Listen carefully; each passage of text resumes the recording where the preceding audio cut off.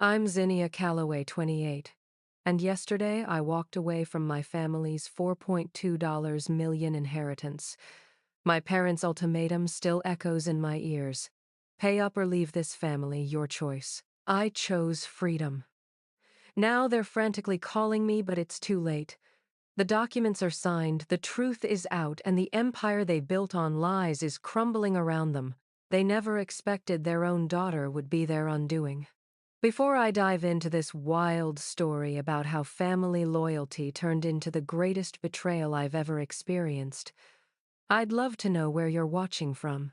Drop your location in the comments below. If this family drama resonates with you already, smash that like button and subscribe to see how karma eventually caught up with my manipulative parents. Trust me, the moment justice finally arrived was worth every tear I shed along the way. Growing up in the Calloway household meant living in a pristine colonial home in Connecticut where appearances were everything. My father, Richard, built his reputation as a brilliant investment banker with an uncanny ability to secure deals that seemed impossible. My mother, Eleanor, managed our social calendar with military precision, ensuring we attended every charity, gala, and community function that mattered. My older brother, Elliot, followed perfectly in Dad's footsteps, heading to Yale and then straight into finance. From the outside, we were the picture-perfect American family, wealthy, educated, and seemingly close-knit. I was the outlier. While I performed well academically, I gravitated toward art and literature rather than business and economics. My parents tolerated my creative phase through high school, expecting I'd eventually grow out of it and choose a practical career path. When I was accepted to Rhode Island School of Design instead of an Ivy League university, the first cracks in our family's facade began to show. Art is a hobby, Zinnia, not a career, my father said dismissively when I showed him my acceptance letter. You can paint on weekends after you finish your business degree. Despite their disapproval, I stood my ground. I had saved enough from summer jobs and a small inheritance from my grandmother to cover my first year's tuition. My parents reluctantly agreed to help with the remaining years, though they made it clear this was a disappointment to them. College became my first taste of freedom. Away from the suffocating expectations of the Calloway name, I thrived. I discovered my passion for digital design and animation, developed genuine friendships based on shared interests rather than social connections, and even fell in love with Marcus, a brilliant computer science major who valued my creativity and independence. During those 4 years, my visits home became increasingly tense. Each holiday was punctuated by subtle digs about my expensive hobby and reminders of how successful Elliot was becoming at his father's firm. What hurt most was how my parents paraded me at social functions when my digital art projects won awards yet privately continued to pressure me to abandon my chosen field. After graduation, I secured a position at a respected digital media company in Boston. The salary wasn't comparable to what Elliot made in his first year, but it was enough for me to rent a small apartment and begin paying back my student loans. I was proud of my independence, even as my parents minimized my achievements. At least it's a real job, my mother said when I called with the news. Though I suppose we should be grateful you're not waiting tables. I tried to maintain the peace, visiting for holidays and calling weekly. I believed that eventually they would see that my path, though different, was valid. I didn't realize then that their disappointment ran much deeper than my career choice. 2 years into my professional life, the first strange incident occurred.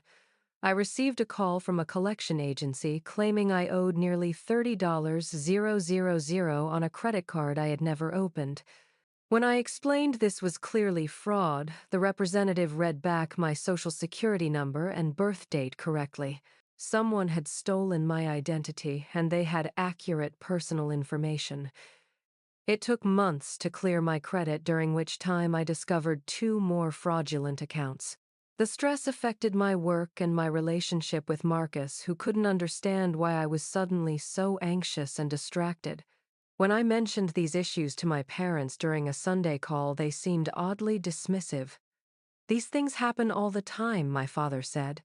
"You probably used your card on some sketchy art supply website." The implication that my carelessness was to blame stung, but I had no reason to suspect my family's involvement. Not yet. The real revelation came when my grandmother Rose, my father's mother, became ill. I had always been her favorite, perhaps, because she too had artistic tendencies that had been stifled by family expectations. During one of my weekend visits to her nursing home, she gripped my hand with surprising strength. "They're using you, Zinnia," she whispered, her eyes clearer than they had been in months. "The college money wasn't a gift. Check the trust." Richard made changes. Before I could ask her to explain, a nurse entered to administer medication, and the moment passed. Grandmother Rose drifted into a medicated sleep, and by my next visit she couldn't recall our conversation. But her words haunted me. What trust was she referring to? What changes had my father made? I had always known about the family trust established by my great-grandfather, who had made his fortune in manufacturing during World War II. The trust was to be divided among all descendants when the youngest grandchild, me, turned 30. That was still 2 years away, and I had never paid much attention to the details, trusting that everything would be handled fairly. Now I wasn't so sure. Grandmother Rose's cryptic warning continued to gnaw at me in the weeks following our conversation.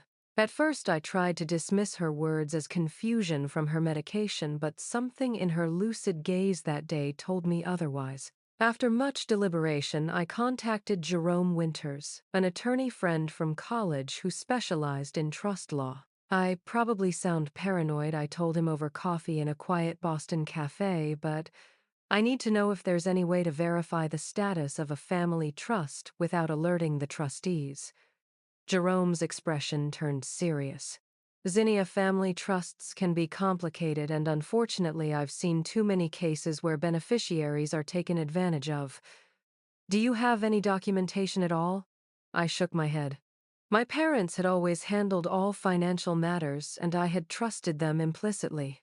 That trust now felt like naivety. "There might be a way," Jerome said after a thoughtful pause. "If you're a named beneficiary, you have legal rights to certain information. Let me do some digging." 2 weeks later, Jerome called with news that sent my world spinning. "I've found something," he said, his voice grave. "Can you come to my office today?" The documents Jerome had obtained revealed a disturbing truth. 6 years ago, while I was in my second year of college, my father had amended the family trust with the help of his longtime friend and attorney, Bradford Mills. The amendment created a complex loan structure that effectively charged me interest on every dollar my parents had contributed to my education at an exorbitant rate of 11% annually, compounded quarterly. "But they never mentioned any loan," I whispered, staring at the papers in disbelief. "They presented it as parental support, the same way they paid for Elliot's education." "That's not all," Jerome continued, sliding another document across the desk. "The fraudulent credit accounts in your name. They were opened using applications submitted from your parents' home IP address, with electronic signatures that forensic analysis suggests were fabricated." The room seemed to tilt as the implications sank in. My own parents had not only secretly indebted me for my education, but had also stolen my identity to take out additional loans in my name.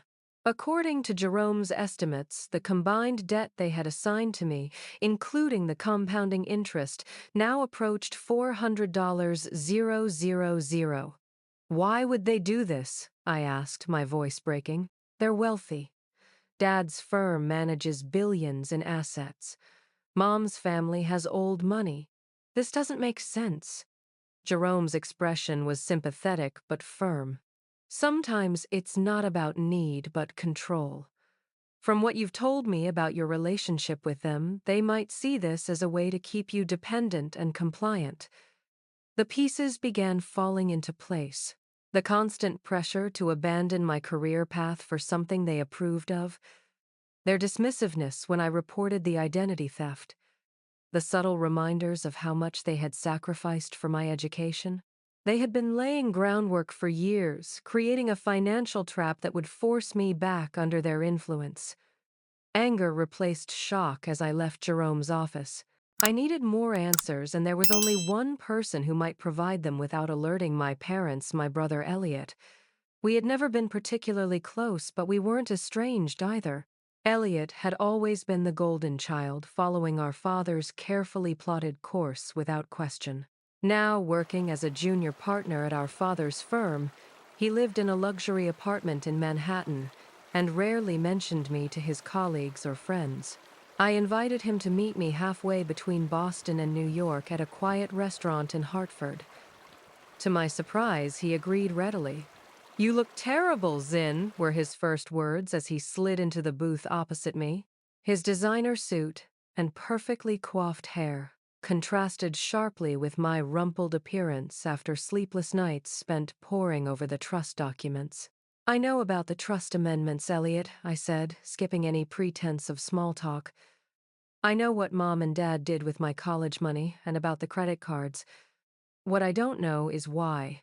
Elliot's expression shifted almost imperceptibly, a flash of something guilt crossing his features, before his businessman's mask slipped back into place. "You weren't supposed to find out yet," he said after a long pause. He signaled the waiter for a Scotch neat. "Not until after Grandmother Rose passed. So you knew the betrayal cut deeper. You knew they were setting me up for financial ruin and said nothing." Elliot sipped his scotch when it arrived, avoiding my gaze. "It's more complicated than that, Zinnia. The firm's been struggling for years. Dad made some bad investments back in 2008, leveraged assets he shouldn't have. He's been moving money around to cover the losses, using the family trust as collateral for loans. That doesn't explain putting debt in my name without consent," I countered. "That's fraud, Elliot. It's criminal." My brother's voice dropped to a near whisper. "The plan was to make it look like you had mismanaged your finances, then offer to bail you out in exchange for your share of the trust. They need your portion to cover the remaining shortfalls before the trust distribution happens when you turn 30. I felt physically ill. "And you went along with this? Against your own sister." Elliot finally met my eyes, and I saw conflict there. "I tried to talk them out of it, but Dad made it clear that either I was with the family or against it. The firm is all I have, Zinn. My whole future is tied to it." As our conversation continued, Elliot revealed more details about our family's financial situation. The prestigious Callaway name, the mansion, the social standing, it was all propped up by increasingly desperate financial maneuvers. My parents had been living beyond their means for years, and my father's firm was hemorrhaging clients to younger, more innovative competitors. "They're going to come after you soon," Elliot warned as we parted. "Now that Grandmother Rose is declining rapidly, they can't risk her saying more to you. Be careful, Zinn. They're desperate, and they believe they're entitled to do whatever necessary to preserve the Callaway legacy." I returned to Boston with a heavy heart, but a clearer understanding of what I was facing. This wasn't just about my education costs or even the fraudulent credit cards. This was about a family willing to sacrifice one of their own to maintain a crumbling facade. The question now was, what would I do with this knowledge? The call came on a rainy Tuesday evening as I was finishing a freelance animation project in my apartment.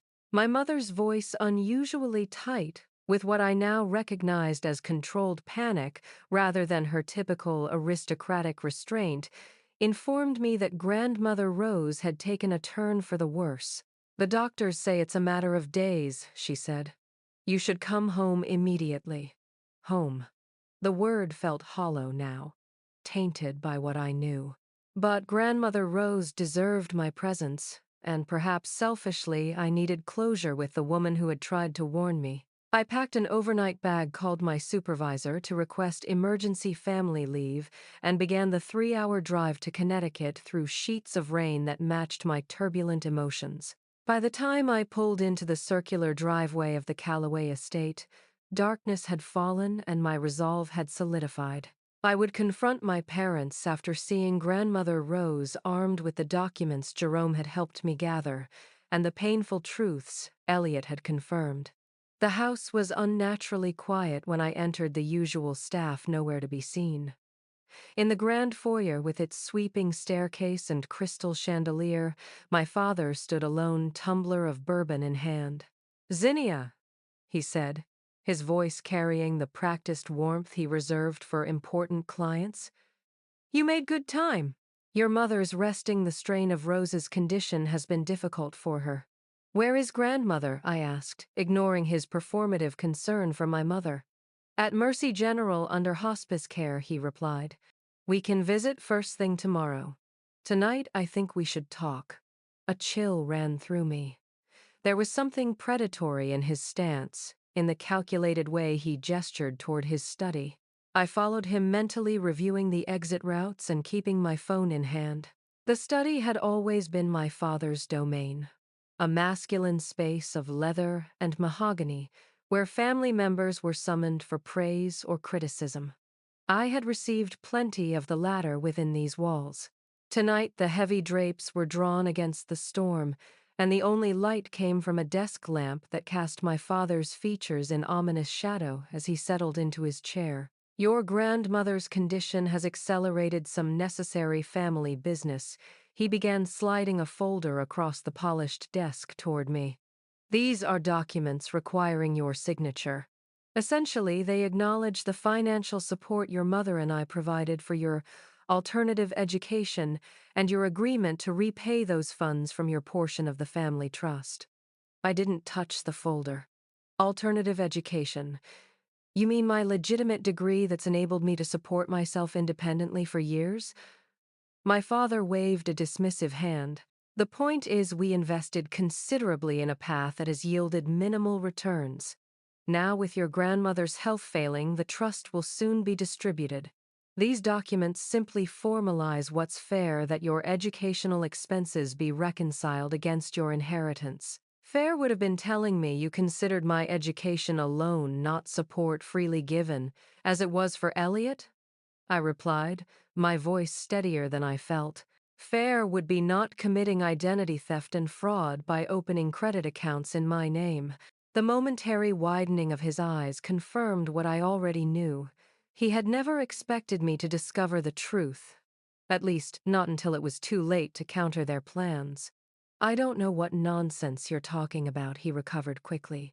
"But I do know that ungrateful children who spread malicious lies about their parents can find themselves excluded from family resources. Excluded like being saddled with nearly $500,000 in fraudulent debt." I countered, pulling out my own folder and placing it on the desk. "I have copies of everything, Dad. The trust amendments made without proper notification to all beneficiaries. The credit applications submitted from this house's IP address. The electronic signatures that forensic analysis has confirmed are forgeries." Color drained from my father's face, replaced quickly by a flush of anger. "You've been investigating your own family. Who put you up to this, that digital media crowd you run with? Or is it that boyfriend your mother warned was only interested in potential Callaway money? Marcus and I broke up months ago, which you'd know if you ever listened when I talk about my life," I said. "And no one put me up to anything. Grandmother Rose warned me to check the trust, so I did." At the mention of his mother, something shifted in my father's expression. For a brief moment, I glimpsed uncertainty, perhaps even shame, before the mask of authority reasserted itself. "Rose is confused," he snapped. "Her medication was reduced the day she spoke to me," I interrupted. The nurse confirmed she was having one of her clearest days in months. The study door opened, and my mother entered, her silk robe belted tightly around her thin frame. Despite the late hour, her makeup was impeccable, her silver-streaked hair pulled back in a sleek chignon. "I heard voices," she said, her gaze darting between us and the folders on the desk. "Richard, is everything all right?" "Our daughter seems to have developed quite the imagination," my father replied. She's making wild accusations about family finances and refusing to sign the acknowledgement of debt. My mother's perfectly composed facade didn't slip. Zinnia, darling, this is a simple formality. We've supported your choices despite our reservations. Now it's time for you to demonstrate some responsibility. Responsibility, I echoed. Like the responsibility of parents to be honest with their child. Or the legal responsibility not to commit financial fraud. My mother's eyes narrowed. Watch your tone, young lady. We've given you everything: a privileged upbringing, connections, opportunities many would kill for, and you've consistently thrown it back in our faces with your stubborn insistence on pursuing a frivolous career. My frivolous career pays my bills, I shot back, which is more than I can say for Dad's firm lately, from what I hear. The silence that followed was deafening. My father's knuckles whitened around his tumbler, and my mother's perfect posture became rigid with tension. "Who have you been talking to?" my father finally demanded. "Does it matter? The truth is coming out one way or another." I stood gathering my documents. "I'm going to see Grandmother Rose now. She deserves to know I received her warning before she passes." "It's nearly midnight," my mother protested. "Visiting hours are long over." "I have her physician's direct number," I bluffed. He granted special permission given the circumstances. As I turned to leave, my father's voice stopped me, not with its usual authority, but with a desperation I had never heard before. "Zinnia, wait. Perhaps we've been less than transparent about certain financial arrangements." He exchanged a glance with my mother, who gave an almost imperceptible nod. "If you'll sit down, we can discuss a more equitable resolution." I remained standing. "I'm not interested in negotiations. I want a full accounting of every debt fraudulently placed in my name, immediate steps to clear my credit, and a forensic audit of the family trust by an independent party of my choosing." "Impossible," my mother interjected. "The publicity alone would ruin the precious Callaway reputation I finished for her." "That's a risk you created, not me." My father rose slowly, his 6'2" frame no longer intimidating to me as it had been throughout my childhood. "You're making a grave mistake, Zinnia. Without family backing, that little career of yours won't sustain the lifestyle you've grown accustomed to." "I've never lived beyond my means," I replied. "That's your specialty." The mask of parental concern dropped completely, then revealing the cold calculation beneath.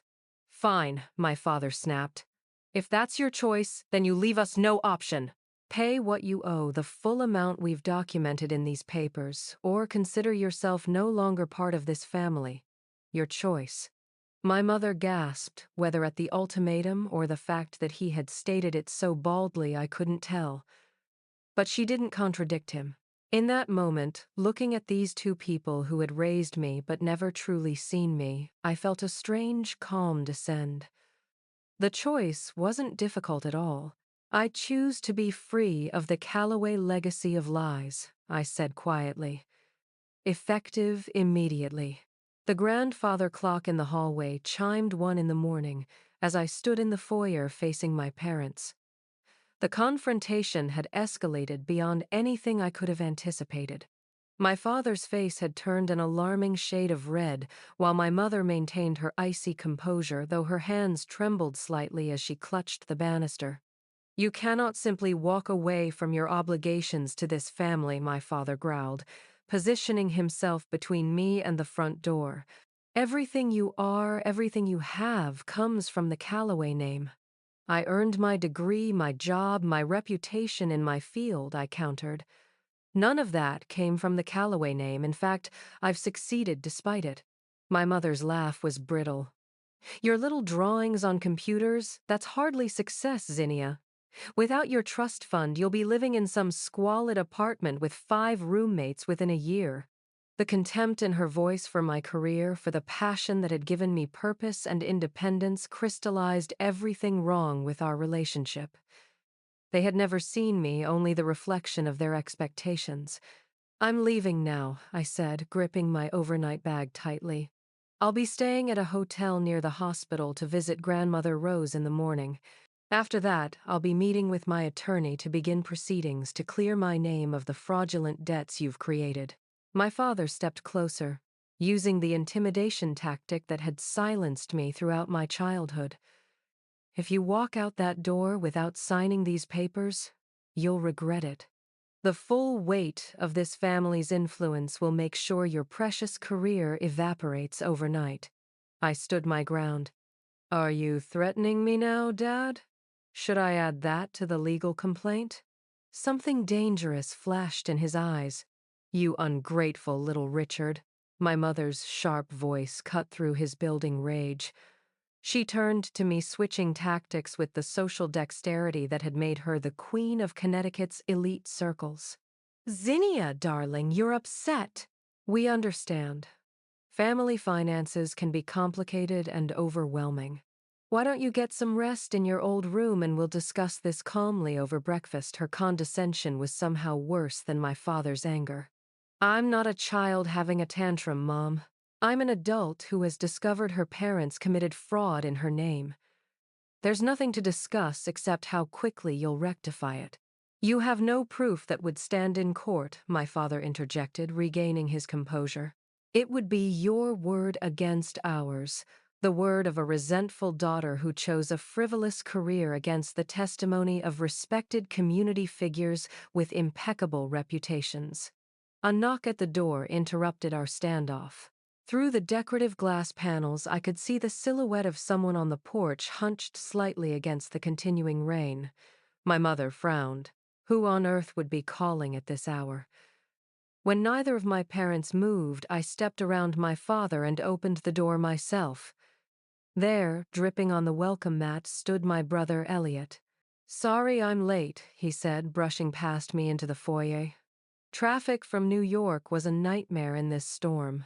He took in the tableau of our angry father, stone-faced mother, and me, with luggage in hand. I see you've started the family meeting without me. Elliot. My mother's confusion was evident. We weren't expecting you until tomorrow for the hospital visit. My brother removed his wet coat, hanging it carefully on the antique coat rack, as if this were a normal family gathering. I received an interesting call from Zinnia earlier this week. I decided her concerns warranted immediate attention. My father's expression darkened. What concerns would those be? The amendments to the family trust, Elliot replied calmly. The fraudulent credit accounts opened in her name. The overall pattern of financial mismanagement that threatens to bring down not only Callaway Investments, but the entire family legacy. The blood drained from my father's face. You've been discussing confidential family matters with your sister after everything I've done to secure your future. That's the thing, Dad, Elliot said, stepping to stand beside me. When I really examined what that future looked like, built on deception and the financial ruin of my own sister, I realized it wasn't something I wanted to be part of. I stared at my brother in shock.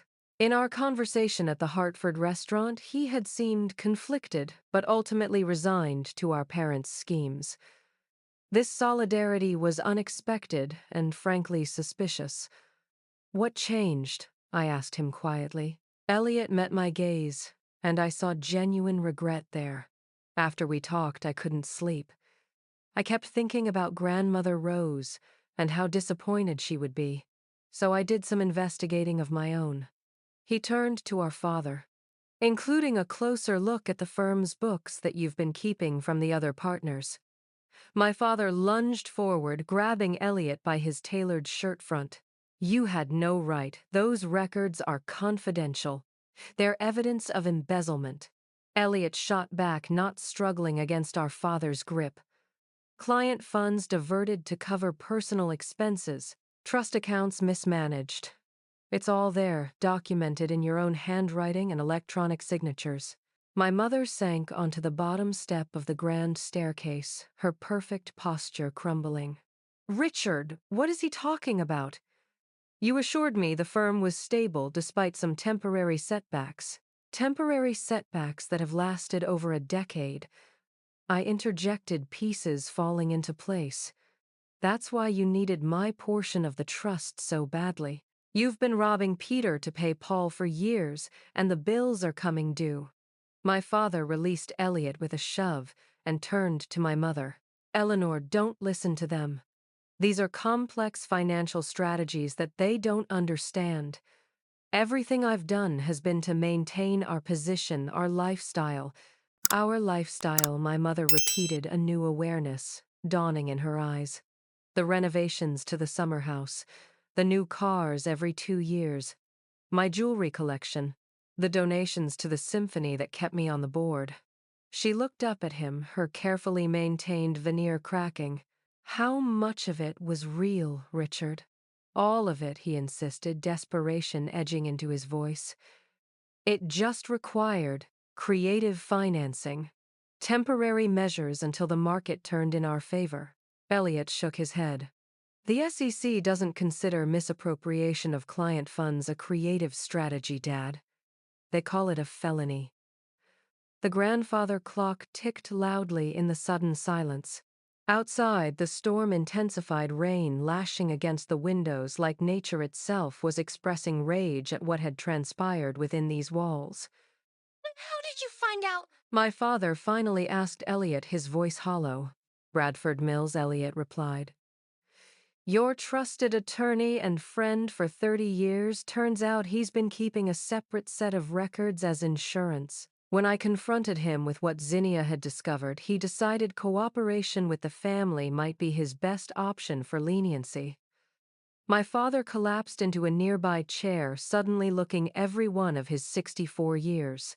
It wasn't supposed to happen this way, he muttered. The market crashed. Clients panicked. I just needed to keep things afloat until we recovered. By sacrificing your daughter, I asked, still struggling to comprehend the depth of the betrayal. You were always going to be taken care of, my mother interjected, rising to stand beside my father.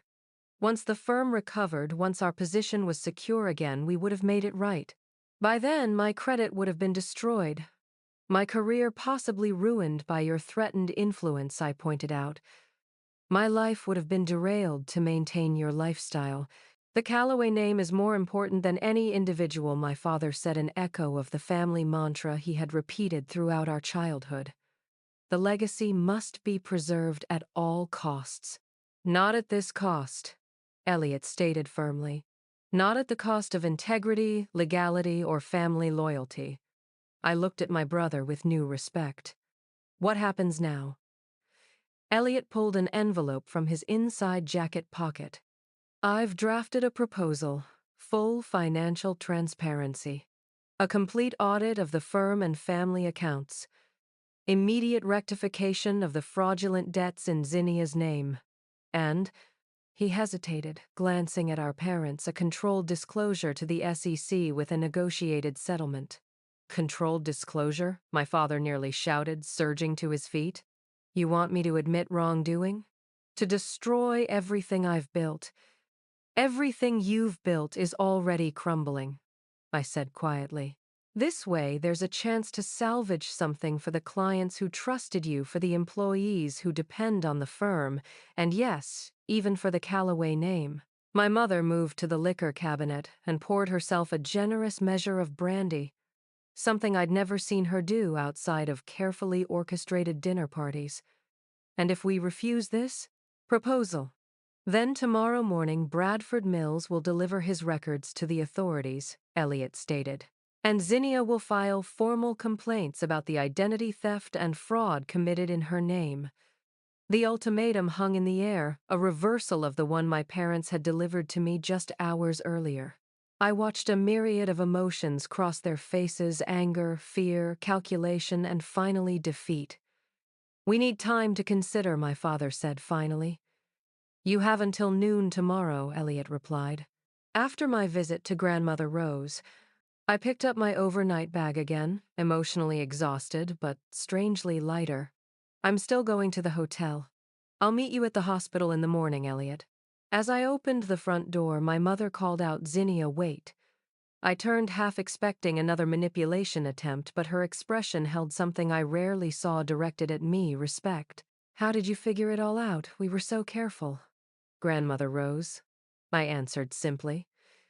She told me to check the trust. The rest was just following the trail of breadcrumbs you left. A ghost of a smile touched my mother's lips. Rose always did say you had the strongest backbone in the family. She'll be glad to know she was right. Those words, perhaps the first genuine compliment my mother had ever given me, followed me out into the stormy night where the rain had finally begun to subside. Maybe there's something in this world you want more than anything else, your dream job, financial freedom, a special relationship. I'd love to know what that is for you. Drop it in the comments, and don't forget to hit that subscribe button to join me for the next part of this journey. The twist coming up next showed me that sometimes the universe has a way of delivering justice in the most unexpected ways. The hospital corridor smelled of antiseptic and wilting flowers as I made my way to Grandmother Rose's room early the next morning. I had barely slept in the generic hotel room, my mind racing with the confrontation and Elliot's unexpected alliance. Now, with sunlight streaming through the hospital windows, last night's drama felt almost surreal. Outside room 412, I paused to collect myself. Grandmother Rose had always been perceptive, able to read emotions in a family that specialized in hiding them. Even in her declining health, I didn't want to burden her with my turmoil. I pushed open the door to find her propped up against pillows, looking frailer than when I'd last visited, but with that same spark of intelligence in her faded blue eyes. A young nurse was adjusting her IV line. Zinnia Grandmother Rose's voice was thin but clear. "You came. Right on time." The nurse smiled at me. "She's been asking for you since she woke up. I'll give you some privacy." She patted Rose's hand gently before leaving. I took the chair beside the bed, clasping my grandmother's papery hand in mine. "I got your message, Grandma, about the trust." A smile lifted the corners of her mouth. "Smart girl. I knew you would understand." She gestured weakly to the water glass on the side table. After helping her take a sip, I settled back into the chair. "Why didn't you tell me sooner?" I asked softly. Her expression turned regretful. "I thought Richard would come to his senses. He was such a good boy once before the money and status became everything." She squeezed my hand with surprising strength. "But there's more you need to know. In my bedside drawer at the home, there's a red leather journal. The combination to the lock is your birthday." Before I could ask what the journal contained, the door opened again, and Elliot entered, carrying a small bouquet of daisies, Grandmother's favorite. "Look who's here," I said, watching her face light up at the sight of her grandson. "Both my grandchildren together," she said, reaching for Elliot's hand with her free one. "This is exactly what I wanted." Elliot leaned down to kiss her cheek.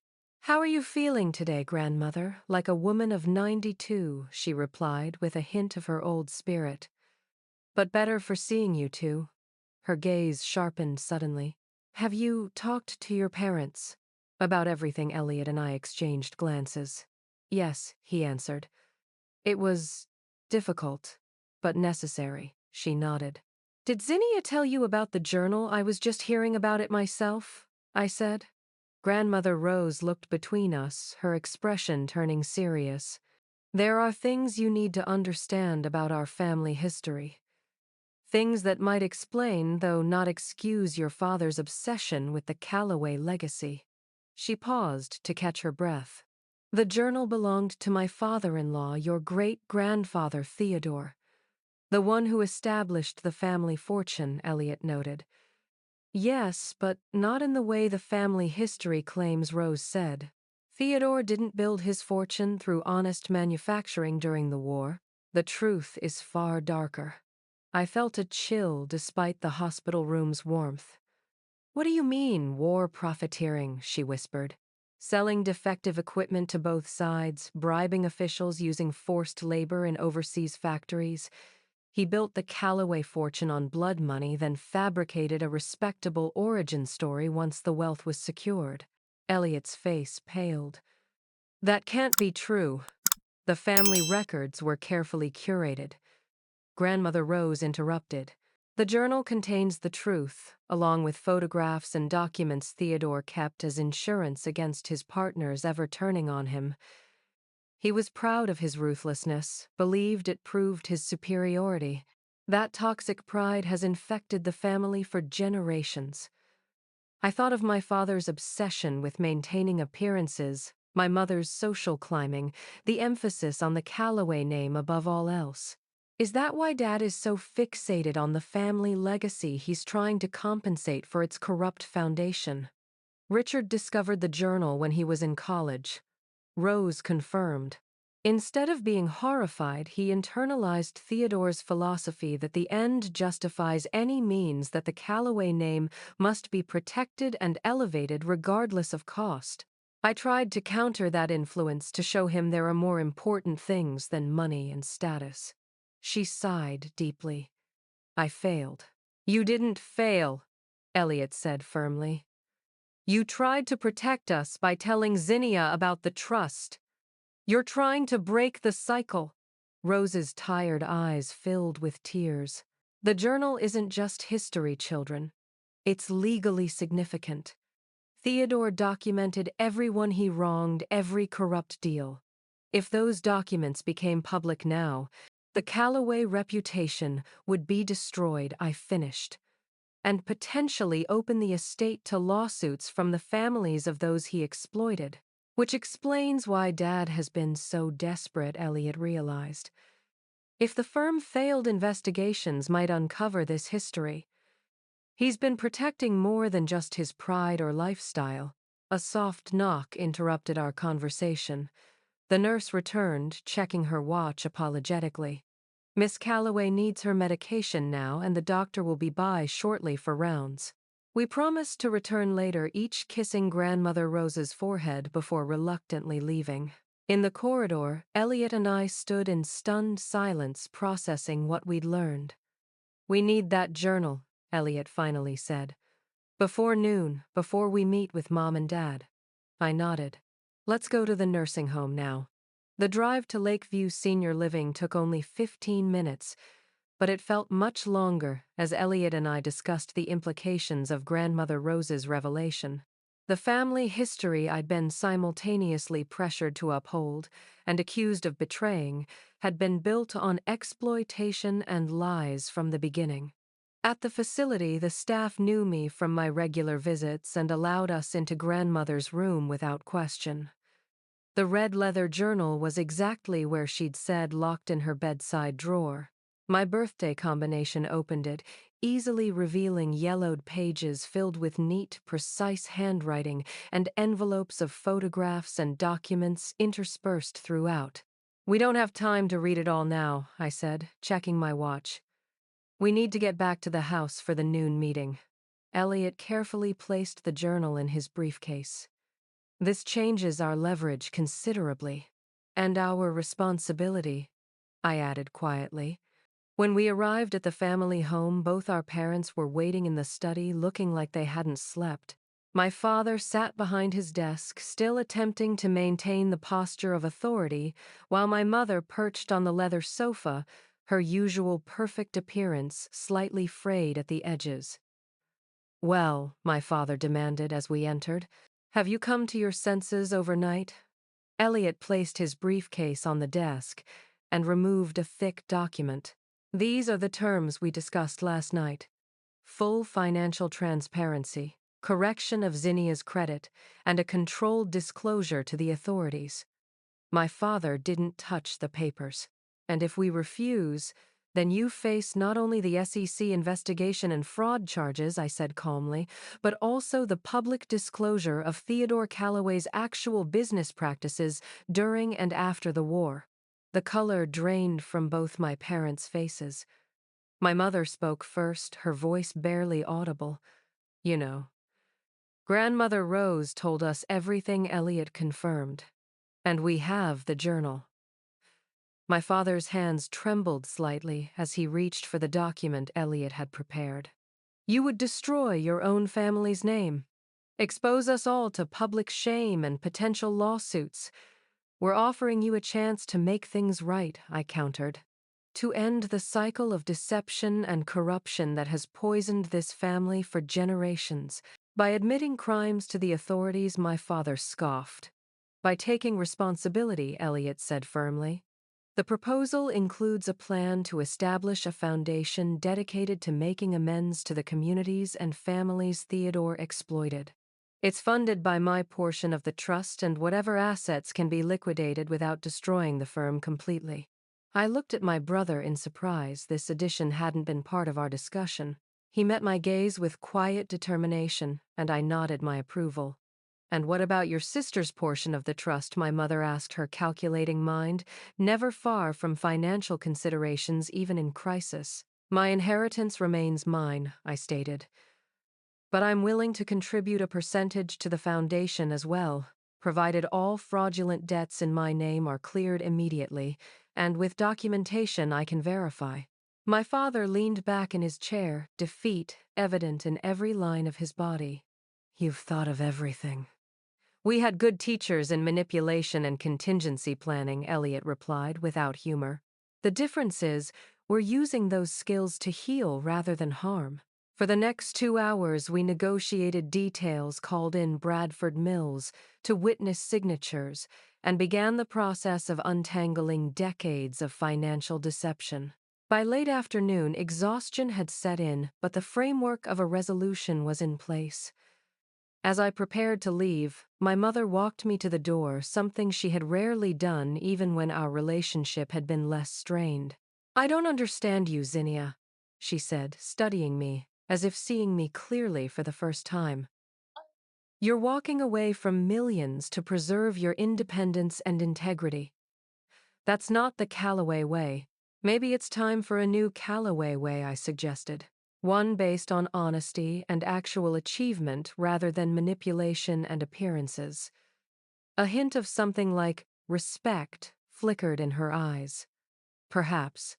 She hesitated, then added, Your grandmother was right about you having backbone. I wish I'd had half your courage at your age.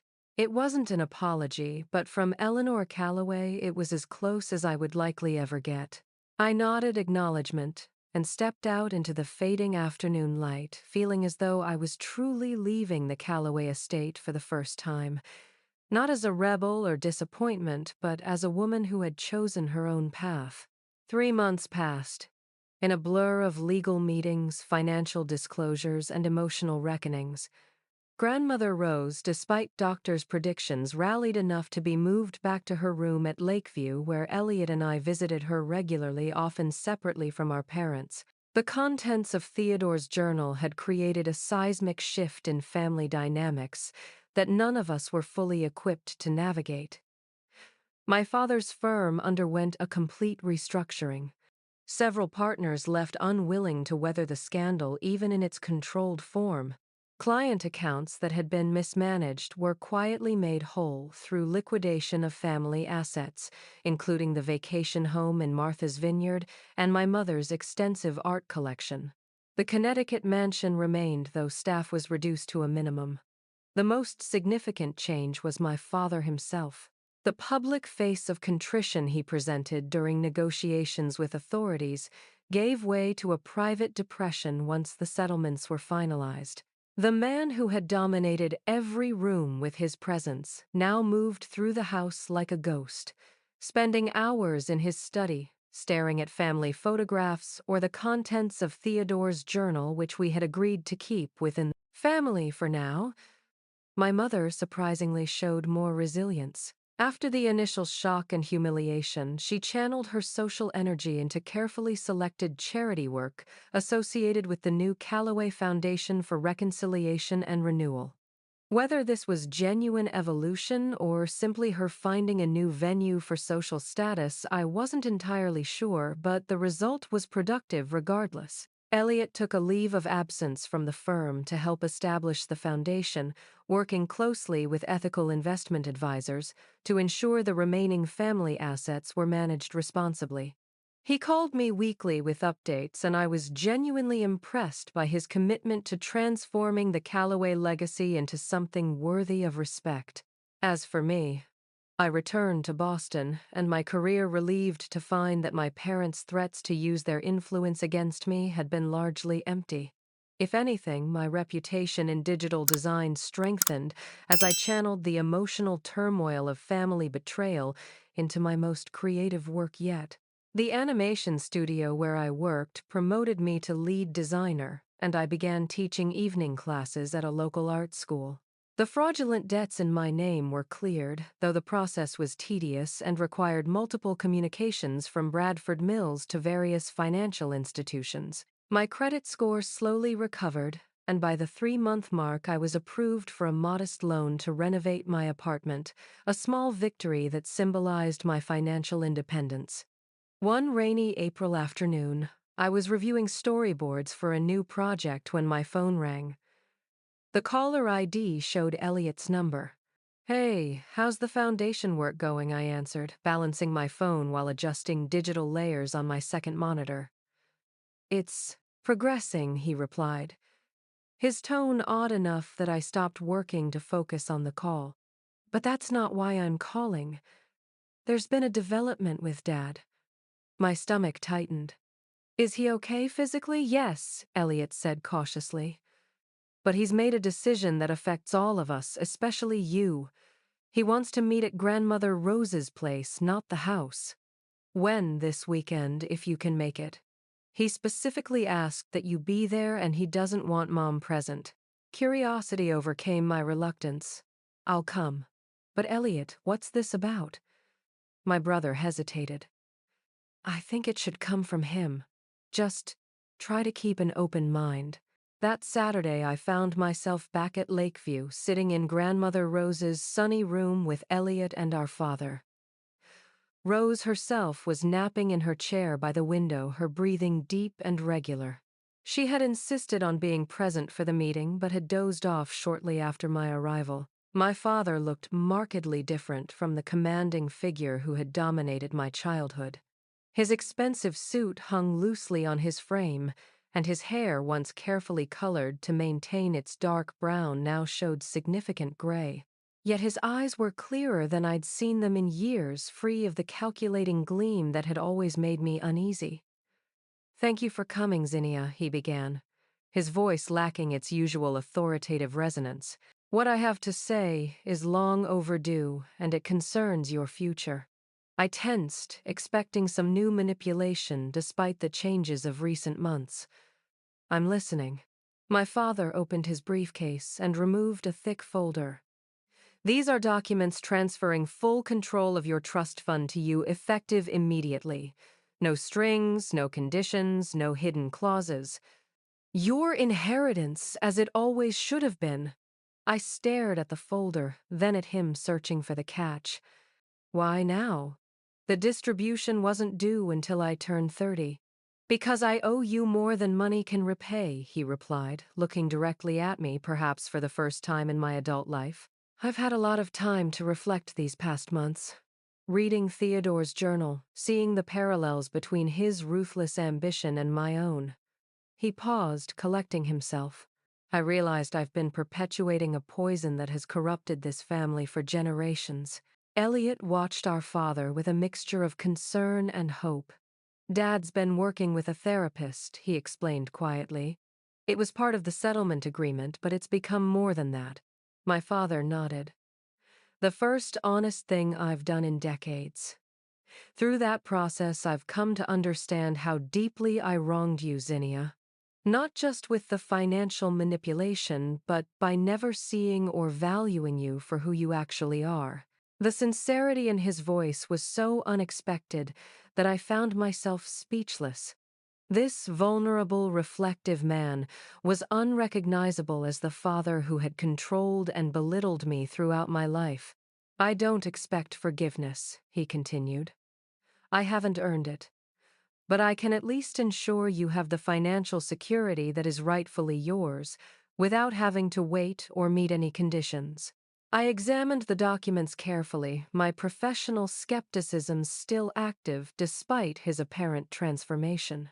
Everything appeared legitimate: full transfer of assets, no hidden obligations, clear language about my complete control. There's something else my father said as I reviewed the papers. Something not in those documents. A private account Theodore established separate from the family trust. According to his journal, he called it his redemption fund, money set aside, perhaps in a moment of rare conscience for potential restitution. It was never used, and over the decades it has grown substantially. How substantially? Elliot asked. Approximately $12 million, my father replied. I've arranged for it to be transferred directly to the foundation. It seemed fitting that Theodore's redemption actually served that purpose at last. Grandmother Rose stirred in her chair, her eyes opening. He's telling the truth, she said, her voice stronger than it had been in months. Richard came to me first with this plan. It's genuine. I looked at the 3 generations of Callaways in that small room. My grandmother, who had tried to warn me, my father seeking redemption, my brother, who had found his moral compass, and myself finally free of financial manipulation. I accept the transfer, I said finally, and I acknowledge your attempt to make amends. But trust will take longer to rebuild if it ever can be. My father nodded acceptance, rather than anger in his expression. That's fair. More than fair, given everything. As the meeting concluded and we prepared to leave, my father hesitated at the door. Your digital art exhibition next month, the one at the Cambridge Gallery. Would it be intrusive if I attended? The question caught me off guard. He had never shown interest in my work before. You know about that I've been following your career, he admitted. From a distance to respect your boundaries. Your work is extraordinary. I never allowed myself to see that before.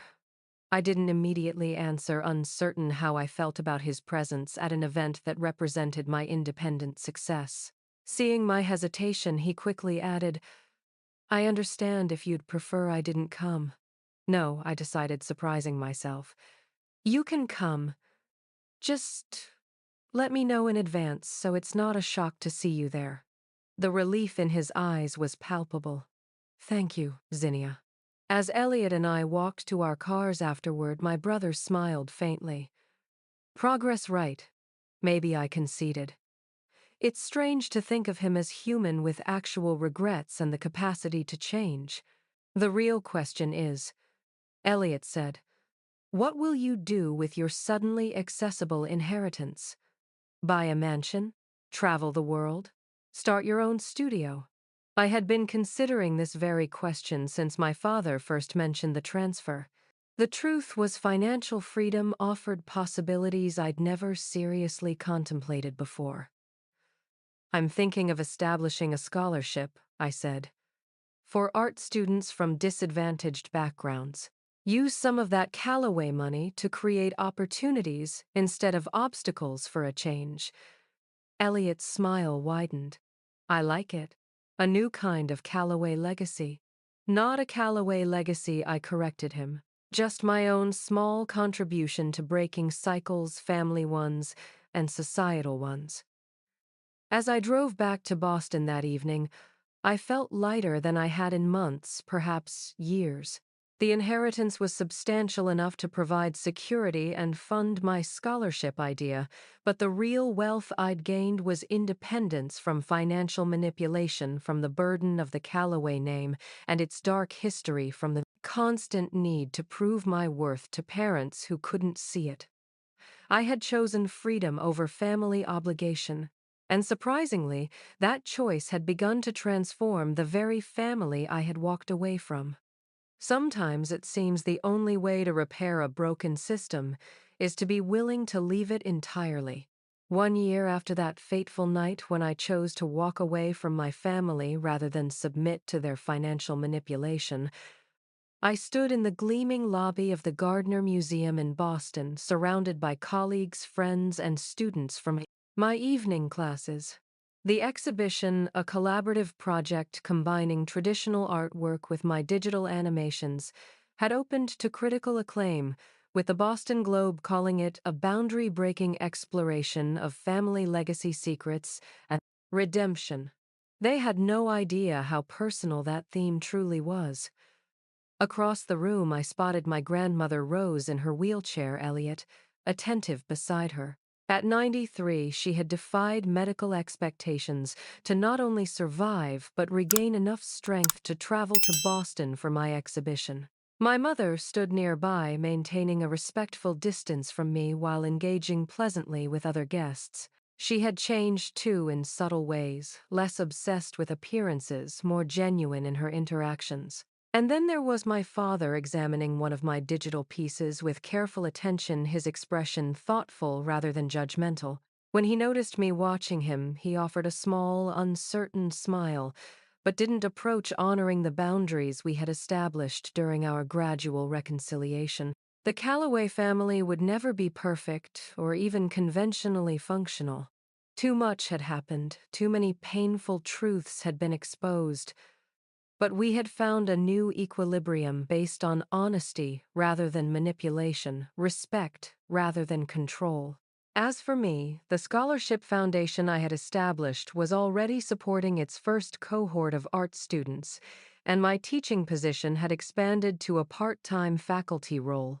The trust fund provided security, but it was my own work that gave me purpose, a distinction my parents were finally beginning to understand and respect. Sometimes the hardest choice is the one that ultimately sets everyone free. If you've ever had to make a difficult decision that changed your family dynamic, I'd love to hear about your experience in the comments. Did standing your ground lead to positive changes? How did you handle the aftermath? Don't forget to like this video if my story resonated with you.